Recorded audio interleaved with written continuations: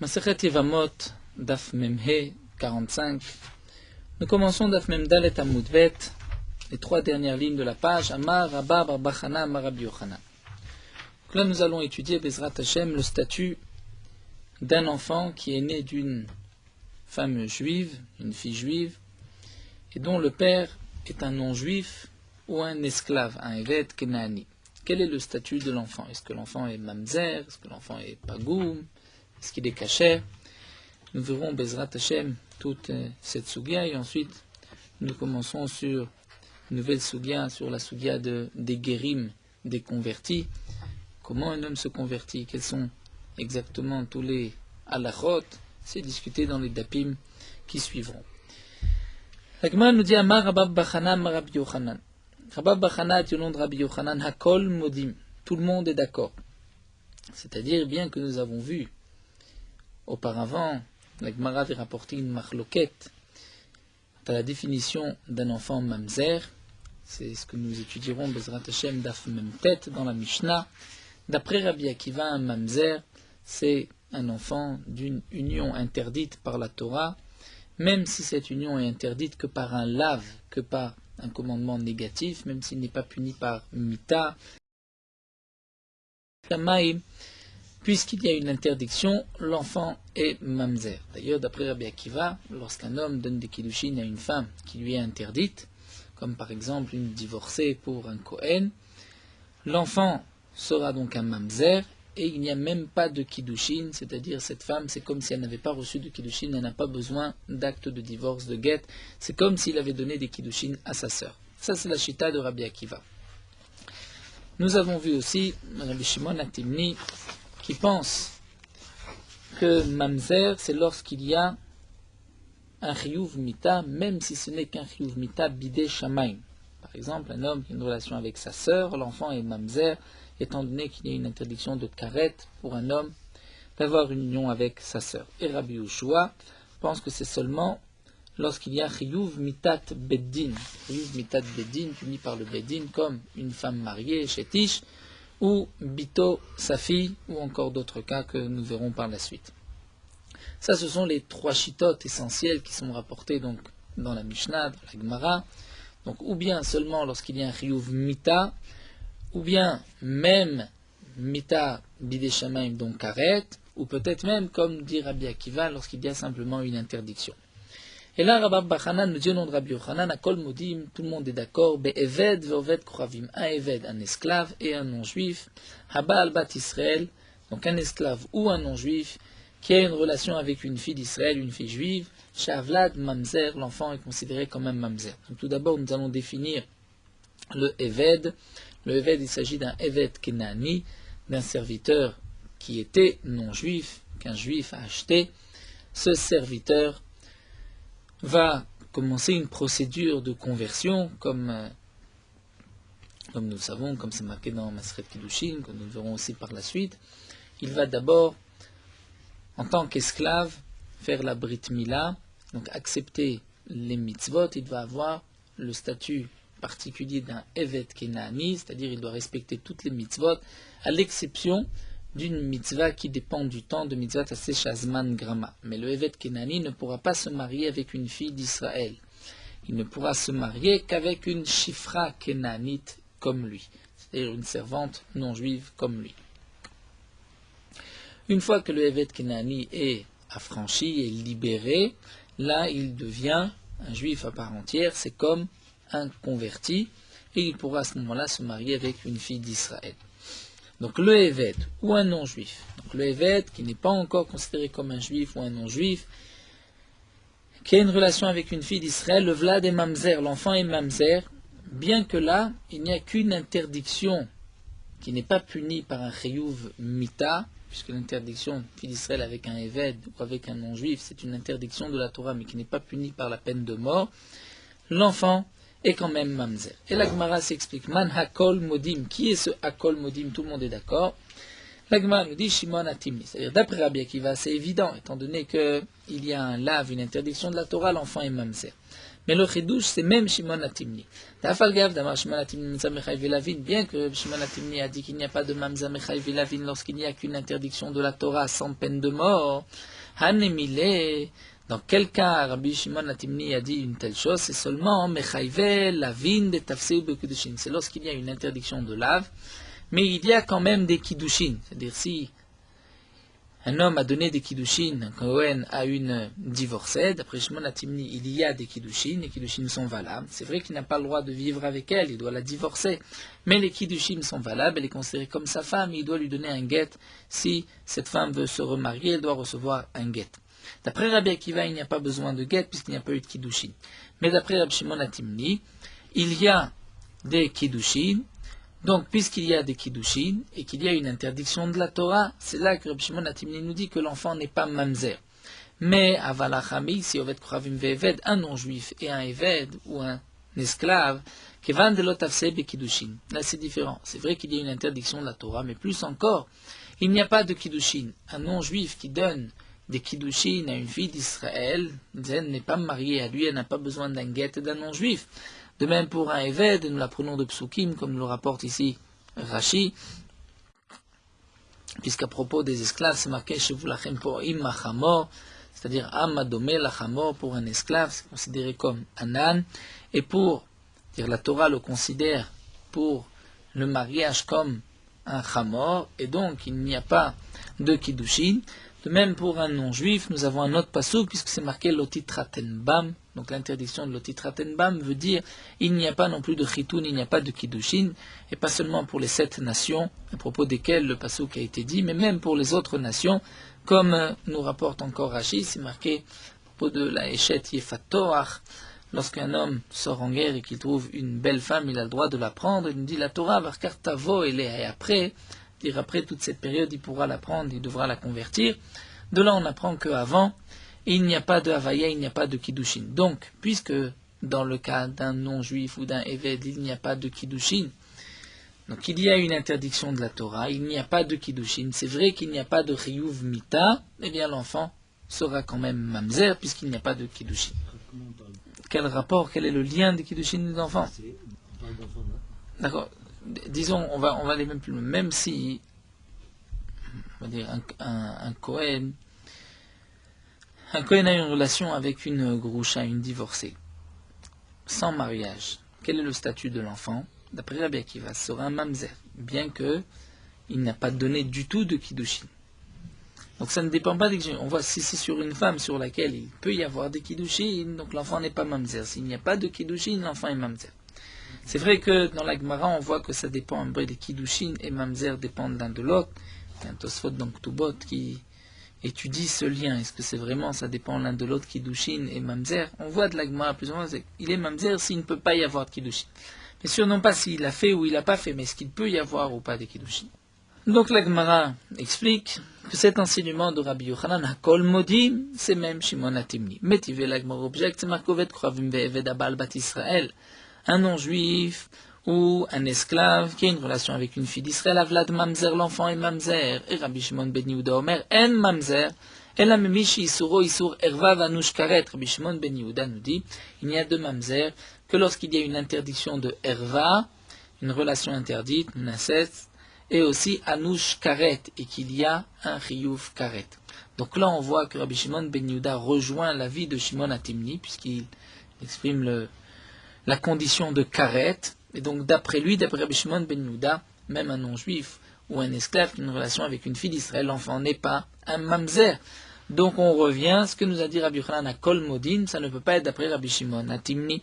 Et là, Rav Yosef, alors Rav Yosef reprend et dit, Man Hakol Modim, qui est Hakol Modim? Tout le monde est d'accord, donc ce n'est pas Rabbi Shimon Atimni, puisque d'après Rabbi Shimon Atimni, l'enfant n'est pas un mamzer, mais c'est Rebi. De quel Rebi il s'agit? D'une souga que nous étudierons Bezrat Hashem plus tard dans le 5e Pérec, dans une bête. Et Rav Yosef s'explique, Afalgav de Rebi Omer, bien que Rebi dit En advarim alalu amorim la divre Rabbi Akiva, que ces paroles ne sont dites que d'après Rabbi Akiva. Rashi nous aide et nous rapporte la Gemara du 5e Pérec. Donc dans la Gemara du 5e Pérec, on voit que En biya chalitza, c'est-à-dire s'il y a une chalitza, ensuite la biya n'a pas de poids, n'a pas de elle n'a pas besoin de guet. Et Rabbi dit dans la Gemara, en advarim malalou, c'est-à-dire ces paroles que l'habillé après la chalitza n'a pas de poids et la femme n'aura pas besoin de guet, n'a été dit et la dit Rabbi Akiva que d'après Rabbi Akiva, Shaya ose chalutza ke'erva. Puisque d'après Rabbi Akiva, la chalutza c'est comme une erva, puisqu'un homme a une interdiction d'épouser sa chalutza. Donc l'interdiction d'épouser une chalutza, c'est un lave. Une erva, c'est pour cela qu'ensuite l'habillé n'a pas de poids, de la même manière qu'il n'y a pas de kiddushin. Et Rabbi dit, Velel los virale, et lui n'est pas d'accord. Après Rabbi,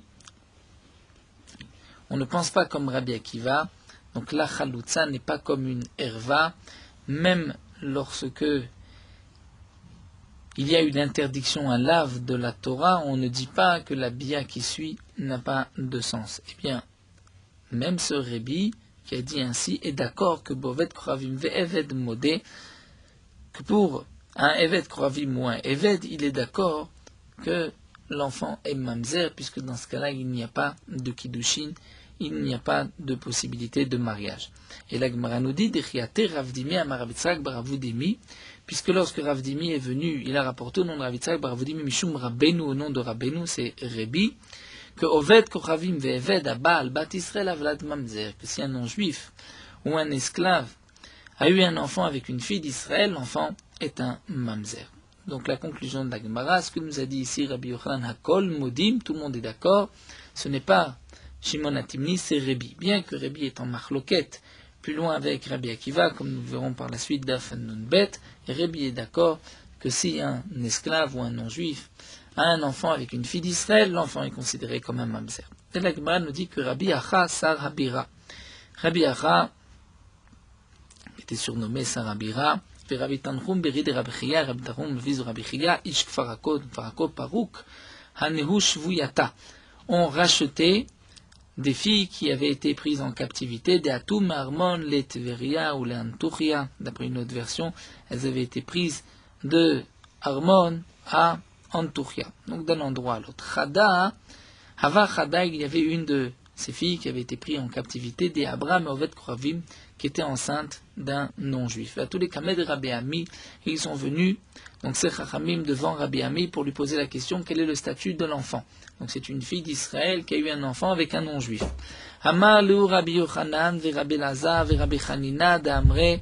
Il leur a répondu, Rabbi Ami, il y a 3 Amoraim, Rabbi Yochanan, Rabbi Lazar, Rabbi Chanina, tous les 3 ont dit que Oved Kochavim, Eved Albat Israël Avlad Mamzer, que un non-juif ou un esclave qui a eu un enfant avec une fille d'Israël, l'enfant est mamzer. Donc là aussi, l'enfant est mamzer. Amar Rav Yosef s'est étonné de cette réponse et a dit Reboutal et Mershav Gavre, est-ce que c'est un chidouche de compter, de dire tiens, il y a un chacham, 2, 3 qui ont dit que l'enfant est mamzer. Si tu comptes les chachamim, voilà, moi je vais te rapporter 4 chachamim qui ont dit le contraire. Il y a Rav Shmuel Bebavel, Rav Yeshua Ben Levi ou Bar Kapara Beret Israël, et d'après certains, on enlève Chiloufé Bar Kapara et on met à la place Zikne d'Arom, qui ont dit, Zikne du Sud, qui ont dit Oved Kochavim Ve'Eved Bal Israël Avlad Kacher, qui ont dit que l'enfant d'une juive avec un non-juif est kacher. Donc si tu tranches que l'enfant est mamzer parce qu'il y a 3 Morem, 3 Chachamim qui ont dit qu'il est mamzer, voici 4 Chachamim qui ont dit qu'il est kacher.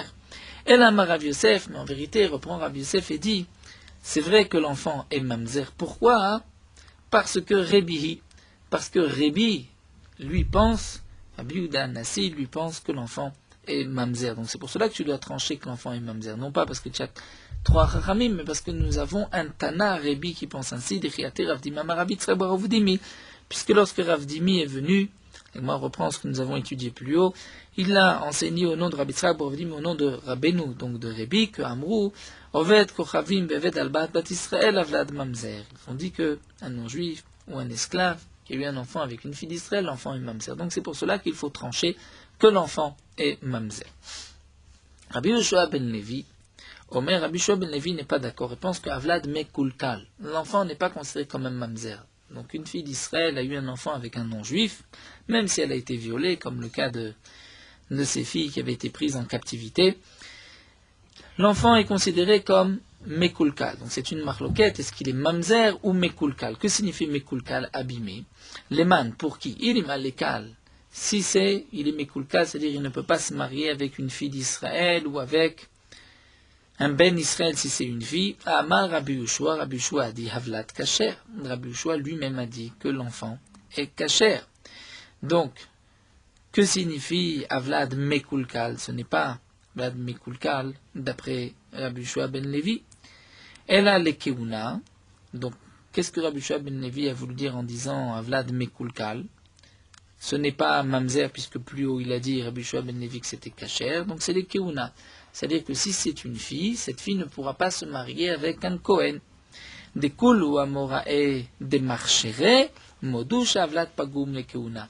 Ça veut dire que bien que tous ces Amoraim que nous avons vus, les 4 Amoraim, permettaient et avaient tranché que l'enfant n'était pas un Mamzer, malgré tout, il sera Pagum la Keuna. Et Rachid nous explique bien que c'est marqué au masculin, Avlat Pagum la Keuna. Il ne s'agit pas d'un garçon qui est Pagum la Keuna, puisque lui n'est pas Kohen. Mais s'il est Kohen, comment peut-il être Kohen si son père est un non-juif?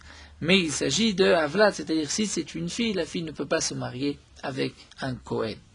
Et donc, l'Agmara nous dit, c'est vrai qu'il y a certains Amoraïm et Rébi qui pensent que l'enfant est Mamzer, mais d'après les autres Amoraïm que l'enfant est Kacher, il est quand même Mekulkal Pagum, c'est-à-dire c'est une fille, elle ne peut pas se marier avec un Kohen. Pourquoi? Mais Kalvachomer Ma'almana. On va faire un Kalvachomer d'une veuve, comme nous l'avons vu plus haut, Ma'almana les Kohen Gadol.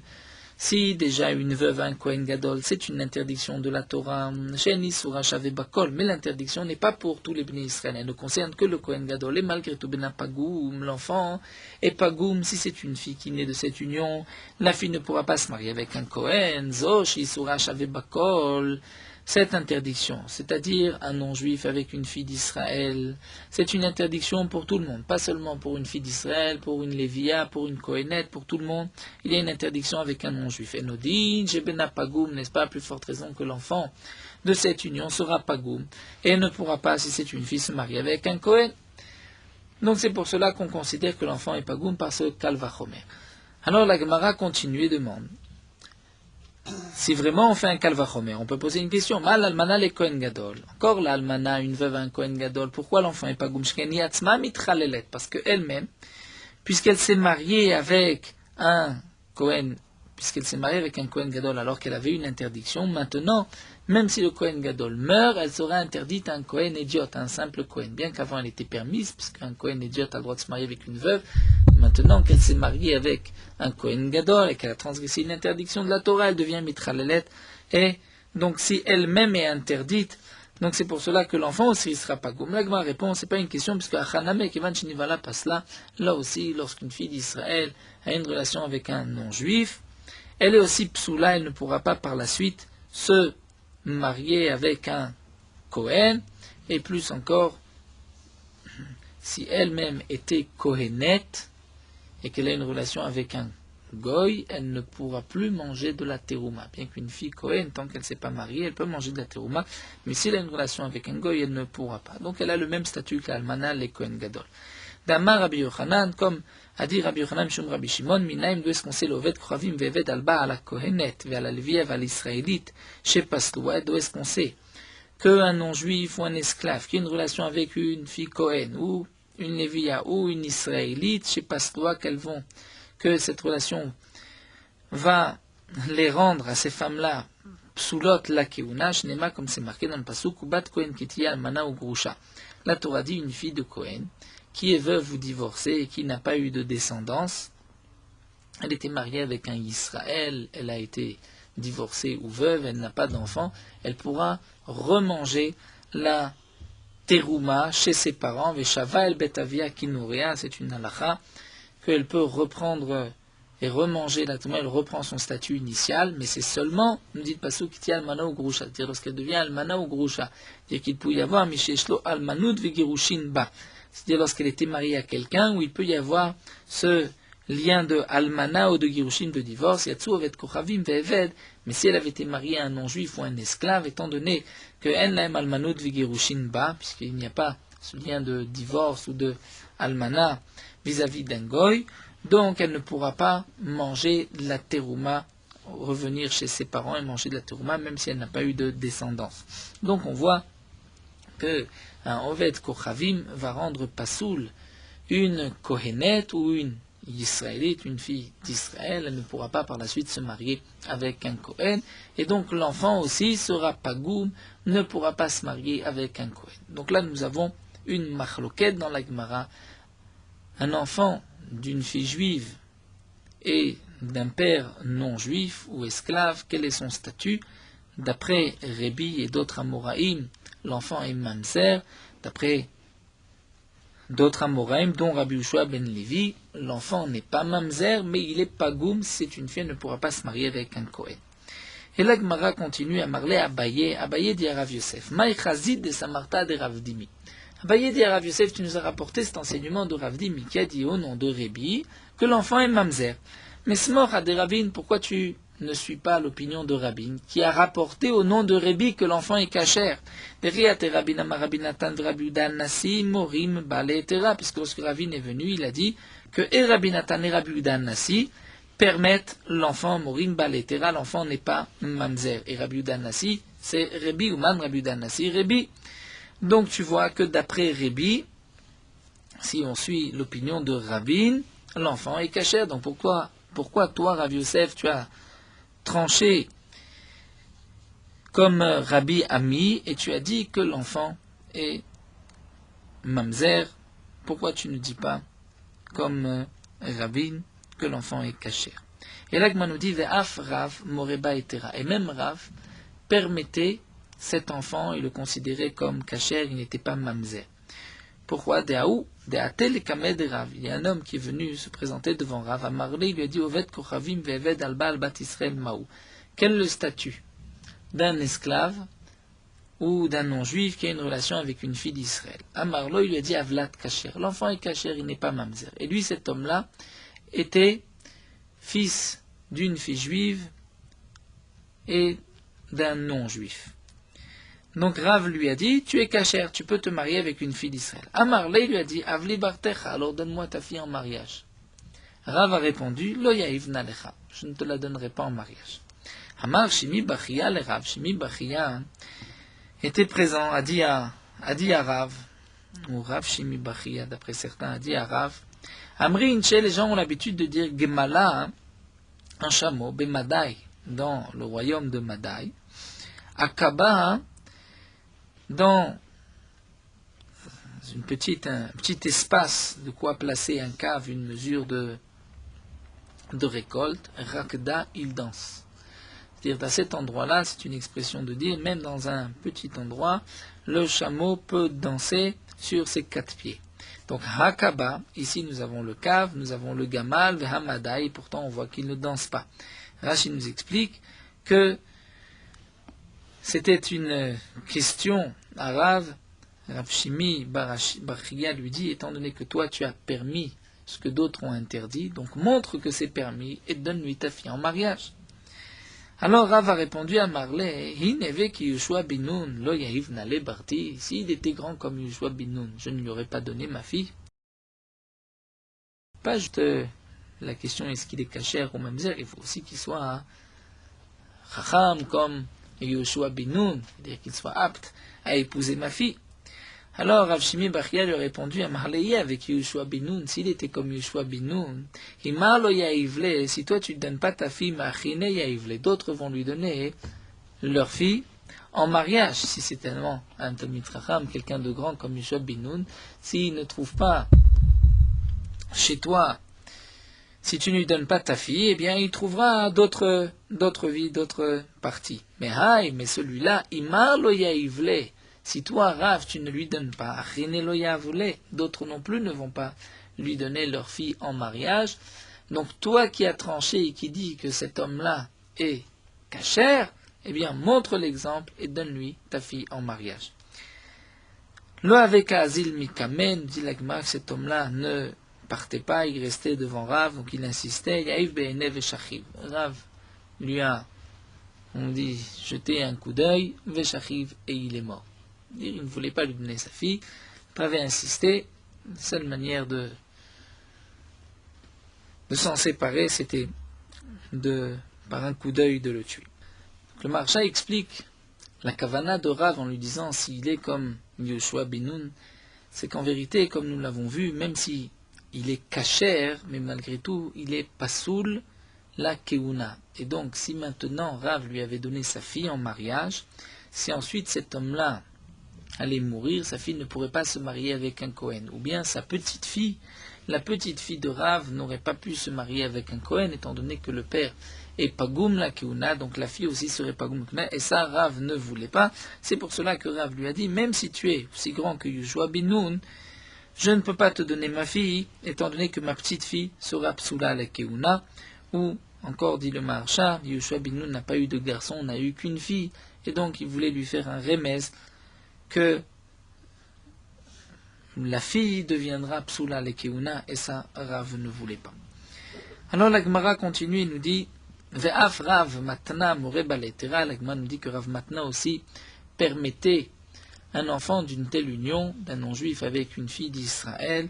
Donc il était pas sous la Keuna, mais il pouvait se marier, il n'était pas mamzer. Ve'af Rav Yuda Moreba Letera. Rav Yuda aussi permettait. La preuve de Riyatel et Kamed Rav Yuda, lorsqu'un cas pareil, il se présentait devant Rabbi Yuda, Marley, il disait Zil Itamar, va te cacher, c'est-à-dire va dans un endroit où on ne te connaît pas, et donc on te donnera une fille d'Israël, Onasiv Batminar, ou bien marie-toi avec une fille qui est comme toi, qui vient aussi d'une telle union. Vechiatel et Kamed et Rava, et lorsque un homme, fils d'un non-juif avec une fille d'Israël se présentait devant Rava, Marley, il disait au galet, ou bien tu vas en exil, c'est-à-dire tu vas dans un endroit où on ne te connaît pas, où on te donnera une fille d'Israël, puisque tu as le droit, Onasiv Batminar, ou bien épouse une fille qui est comme toi, qui te ressemble. Shalchoule bene Bemirse le Rabba. Les habitants de Bemirse ont posé la question suivante à Rabba. Mi shechetio eved vechetio ben chori. Jusqu'à présent, nous avons vu le din d'un homme qui est eved, d'un esclave, qui a une relation avec une fille d'Israël.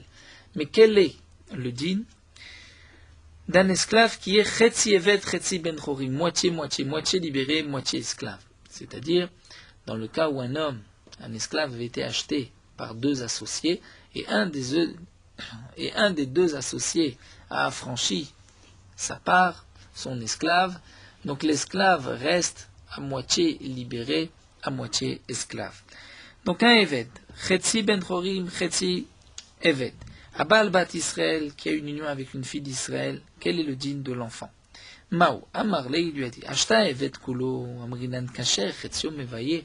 Si on a dit jusqu'à présent, comme l'Agmal avait rapporté d'après Rabba, si nous dit Rabba, un Eved, c'est-à-dire il est Eved entièrement esclave, l'enfant est kacher, donc lorsqu'il est moitié-moitié, est-ce que la question se pose? Amar Rav Yosef explique et dit Marad Eshmata, celui qui a posé la question, qui a dit que Oved Kravim Vevet Abat Israël Beno Kacher, l'enfant est kacher, Manu qui est-il? C'est Rabbi Yehuda. Et Rabbi Yehuda, Manu c'est qui? C'est Rabbi Yehuda. Veha Amar Rabbi Yehuda, et pourtant Rabbi Yehuda a dit que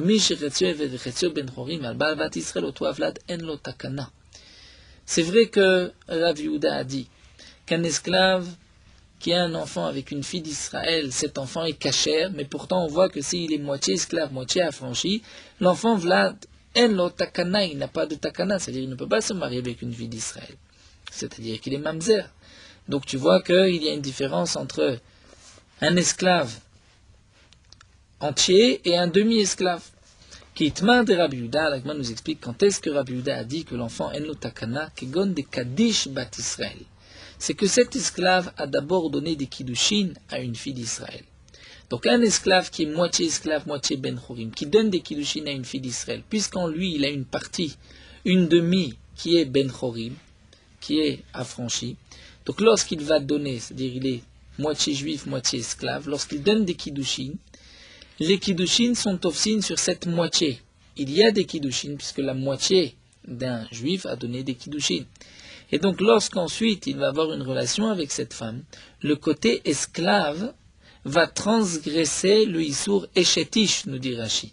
C'est-à-dire c'est de l'adultère, c'est une femme mariée, puisque le côté, son demi-côté qui est esclave, n'a pas le droit d'avoir une relation avec cette femme, puisque cette femme est mariée à son autre moitié qui est affranchi, qui est Ben Chorim.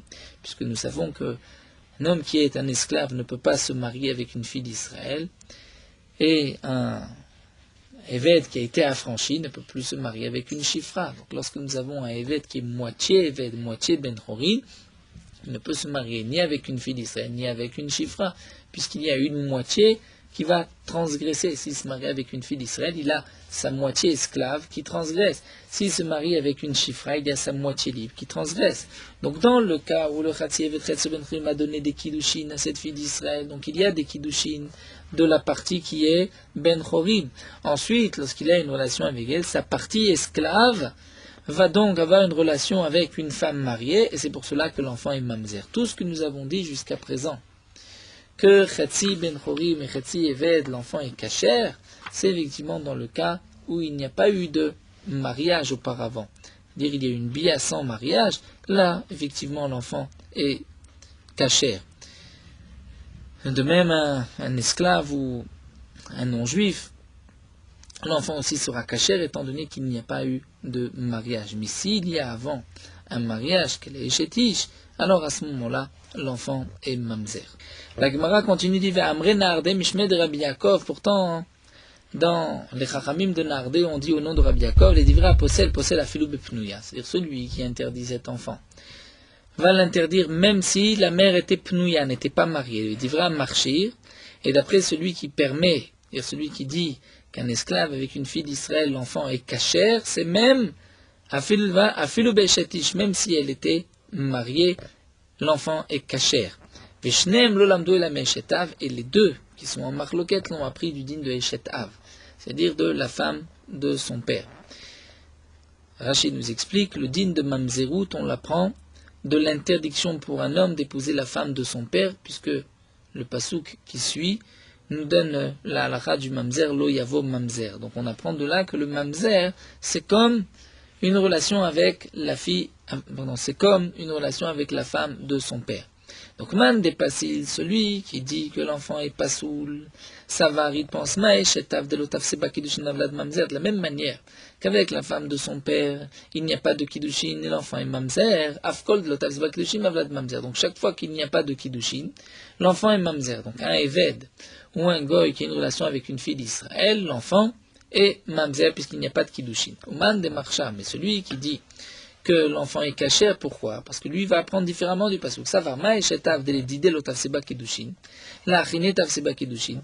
Dans eshetav, la femme de son père, pour lui il n'y a pas de kiddushin, parce que c'est la femme de son père. Mais pour d'autres personnes, la achine tav seba kiddushin, si son père est mort ou s'il a divorcé, d'autres personnes pourront se marier avec la femme de son père. Donc dans ce cas-là, si lui a une relation, l'enfant est mamzer. La fugo vet kravim ve'evet de l'otafseu bekidushin klal. Mais un esclave ou un non-juif qui ont une relation avec une fille d'Israël, étant donné qu'il n'y a pas de kiddushin pour personne, l'enfant n'est pas mamzer. C'est-à-dire on apprend dans quel cas l'enfant est mamzer, c'est lorsque ça ressemble au eshetav. Mais eshetav, c'est seulement avec cet homme-là qu'elle n'a pas de kiddushin, mais avec d'autres, il peut y avoir des kiddushin. Et là l'enfant est mamzer, donc de même, c'est seulement lorsque c'est limité à quelques personnes, à un homme qui n'a pas de kiddushin. Mais si les kiddushin c'est avec personne, là l'enfant n'est pas mamzer. On ne peut pas dire c'est pas un kalvachomer. C'est que, c'est-à-dire on apprend de Eshetav. C'est-à-dire la Torah nous a donné un cas et de ce cas on va déduire tous les dinim de mamzer. C'est vrai qu'on pourrait dire mais c'est pire s'il n'y a pas de kiddushin avec personne. Non, il faut que ça ressemble exactement au din de Eshetav. Alors la Gemara reprend et nous dit la kitma de Rabbi Yehuda. Donc puisqu'on voit que même si la femme est échetiche, d'après celui qui permet, l'enfant n'est pas un mamzer. Donc comment Rabbi Yehuda a pu dire auparavant Chetzi evet Chetzio ben Chorin? La Gemara dit kitma de Rabbi Yehuda kegon sheba al échetiche venimtza tzat cherut shebo mishtamesh be'échetiche.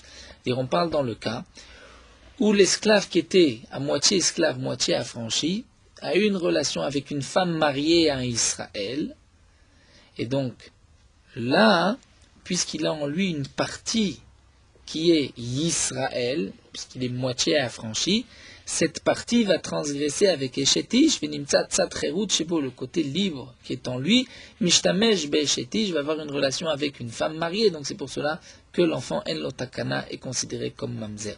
Donc la conclusion de la Gemara est la suivante, c'est-à-dire un non-juif qui a une relation avec une fille d'Israël, d'après ceux qui permettent et qui considèrent que l'enfant n'est pas mamzer, il n'est pas mamzer, même si cette femme était mariée, même si elle était échétiche.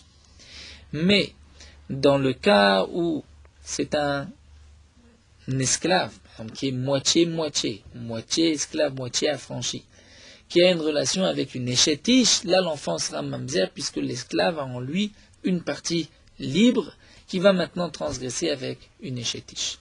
Hamar Ravina, l'Agma va conclure cette question. Ravina dit, Amarli Rav Gaza m'a dit que Ikla Rabbi Yosef Baravin Leatrin, Rabbi Yosef Baravin était venu dans notre ville, avait Uvda Bepnouya, et la question s'est posée avec une Pnouya, c'est-à-dire une femme qui n'était pas mariée, une fille d'Israël qui n'était pas mariée, qui a eu un enfant avec un esclave gamour, un esclave entier, Va'archar, et il a dit qu'il est kasher. Be'eshetish, cette femme était eshetish ou pasil, et il a dit que l'enfant est pasoul. Amar Rav Sheshat dit, les didi, à moi, Marli Rav Gaza, que Rav Gaza m'a enseigné que l'eau Rabbi Seba Rabin avait, ce n'était pas Rabbi Seba Ravin, mais Rabbi Seba Rab Zevida avait. Et aussi, il m'a enseigné que Archar ben bepnouya ben be'eshetish, qu'il avait permis l'enfant d'un esclave avec une fille d'Israël, que cette fille d'Israël soit mariée ou qu'elle ne le soit pas, dans tous les cas l'enfant est kasher, comme nous l'avons vu plus haut. Amarle Ravacha berid Rava le Ravina. Ravacha, le fils de Rava, dit à Ravina, Ikle Amimar le Atrid.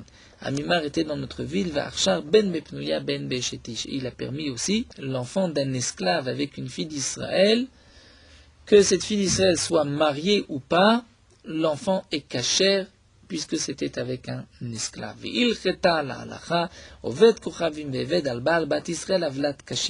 Un non-juif ou un esclave qui a eu un enfant avec une fille d'Israël, l'enfant est kasher, que ce soit ben bepnouya, ben beshetish, que ce soit une femme mariée ou une femme qui n'est pas mariée. Donc là, nous avons un grand chidouche, c'est que bien qu'une femme mariée qui a un enfant avec un autre homme, un Israël, l'enfant est un mamzer, c'est d'adultère. S'il a eu un enfant avec un non-juif, l'enfant n'est pas un mamzer, l'enfant est kasher. Rava nous dit la Gemara, Archere le Rav Mari bar Rachel. Rava a permis Rav Mari bar Rachel, puisque Rashi nous explique, Rav Mari bar Rachel, cette femme Rachel avait été violée par un non-juif, et elle avait eu un enfant appelé Rav Mari. Donc Rava a conseillé que cet enfant était kasher, Menaya, il l'a nommé Bepoursé de Babel, c'est-à-dire les responsables de Babel sur les Bnei Israël. Ve'afal gavde amarmar, et bien que on a dit ailleurs, Som tasim alecha meler, dire que lorsque tu dois choisir un roi, c'est marqué tu te mettras alecha meler. De là on apprend kol mesimot shata mesim allié la mikerev achecha, puisque dans le pasuk c'est marqué que tu devras choisir comme roi quelqu'un qui est mikerev achecha, qui est un de tes frères, non pas un converti. Un converti ne peut pas devenir roi d'Israël. Et on apprend de là kol mesimot shata mesim, c'est-à-dire toute autorité, chaque poste que tu mets dans le klal Israël, allié la mikerev achecha, tu ne peux le mettre que de quelqu'un qui est né juif et non pas d'un converti. Donc comment se fait-il que Rava a pu permettre à Rav Mari, a pu lui donner un poste sur le klal Israël? C'est que Kevan Deimo mi Israël, puisque sa mère était juive, alors Mikerev Achecha Karin, il est appelé Mikerev Achecha, même si le père était un non-juif. Et donc on voit que, après la halakha, il n'était pas mamzer, il avait le statut d'un juif. La Gemara nous dit Avde de Rabbi Chia bar Ami. L'esclave de Rabbi Chia bar Ami, Atvela le'ai ovedet kochavim, il a fait tremper dans un mikvé une non-juive, les Shem Intata. Shem Intata, nous dit Rashi, c'était pour les Shem Tvilat Nida. Il était Nida, il est dit de se tremper, mais non pas pour la convertir. Amar Rav Yosef a dit Yechina la'arshu reba ou bebarta. Rav Yosef a dit je peux la permettre elle et aussi sa fille. Ba, elle, qui est Ravasi, comme a dit Ravasi, Damar Ravasi, Milotavla le nidota, n'est-ce pas qu'elle s'est trempée pour ses nidota, c'est-à-dire pour sa nida. Comme nous le verrons par la suite dans quelques lignes, l'Agma nous rapportera qu'il y avait un homme qu'on traitait de non-juif, puisque sa mère ne s'était pas trempée dans un mikvé, les Shem Gerut, pour se convertir. Et Ravasi a dit, mais puisqu'ensuite elle s'était trempée après ces périodes de nida, après ces règles dans un mikvé, donc cette tvila de nida remplaçait la tvila de Gérout, et donc l'enfant était kasher. Et donc là, Rav Yosef veut dire, Yachina l'arshureba ou bebarta, je peux elle la permettre, et sa fille aussi. Elle, je peux la permettre comme Ravasi, puisque Ravasi minotavlan et nidota, et donc puisque elle par la suite s'est trempée, et puisque elle ici, elle s'était trempée pour les nidota, et qu'une non-juive ne se trempe pas après sa période de nida, donc c'est comme pour elle une tvila de conversion. Tosfot pose la question, mais il n'y avait pas 3 dayanim, mais au moment de la conversion, nous avons besoin de 3 dayanim. C'est une grande question dans la Rishonim. Une des réponses de Tosfot, c'est qu'on a besoin des 3 dayanim seulement au moment de la Kabbalat à mitzvot, où elle accepte les mitzvot. Mais au moment de la tvila, il n'est pas nécessaire qu'il y ait 3 dayanim. Ça, c'est une des shitas des Rishonim qui est rapportée par Tosfot. Donc la Gemara continue, dit, Rav Yosef a voulu permettre, a dit, je peux permettre la femme elle-même, considérer qu'elle s'était convertie, et je peux permettre aussi la fille, puisque même si le père est un esclave, nous savons que Oved Kravim Veved, donc je peux permettre même Bebarta, puisque Oved Kravim Veved al-Balbat Israël Avlat Kacher, l'enfant est donc Kacher, donc Rav Assi dit, Rav Yosef dit, je peux permettre et la mère, et la fille, et l'enfant. Haou nous dit l'Agmad, Avou Karele Bar Armeyata, il y avait un homme qu'on appelait fils de non-juif, c'est-à-dire sa mère ne s'était pas trempée dans un mikvé lorsqu'elle s'était convertie. Amar Ravasi, Ravasi a dit, Milotavlani Nidota, n'est-ce pas que par la suite elle s'est trempée après sa période de règles, et donc cette tvila pour Nida va compter aussi pour la Gérout. Haouda Vokrele Bar Armaa, dire un homme qu'on appelait Bar Armaa, fils de non-juif, puisque son père ne s'était pas, d'après eux, trempé dans un mikvé. Amar Rabbi Shua ben Levi a dit, Milotaval Lekeo, n'est-ce pas que par la suite il s'était aussi trempé dans un mikvé lorsqu'il était Baal Keri, et donc puisqu'il s'est trempé après dans un mikvé, cette tvila lui comptera comme aussi la tvila de la conversion, et donc on ne peut pas dire qu'il n'est pas juif, il est aussi considéré comme Israël. Nous allons nous arrêter ici, nous reprendrons la suite de cette suga, l'hymne des non-juifs. Meorot halacha daf memhe. Les 4 points. La Torah nous a ordonné Gdilim ta'aseh lecha l'arba kanfot kesutra, c'est-à-dire on devra mettre des tzitzit sur les 4 coins de ton habit. Puisque c'est marqué 4, donc on apprend de là que c'est 4 et pas 3. S'il y a un habit de 3 coins, il est dispensé de tzitzit. Il faut qu'il y ait 4 coins. Les 4 coins doivent être carrés et pas ronds, parce que ce qui est rond n'est pas appelé kanaf. Et même si il y a un seul des 4 coins qui est arrondi, en arrondi, l'habit est dispensé de tzitzit. Il y a une question dans les poskim, qu'est-ce qui est considéré comme rond, comme arrondi? Est-ce que c'est même machéou, c'est-à-dire s'il est un tout petit peu arrondi, il n'est plus carré, mais il faut vraiment qu'on voit l'habit rond. Et donc, puisque c'est une question que même le bio halacha, Mishnah Berurah reste betzarich riyun, il faudra donc, en cas de question, consulter un chacham, consulter un rav.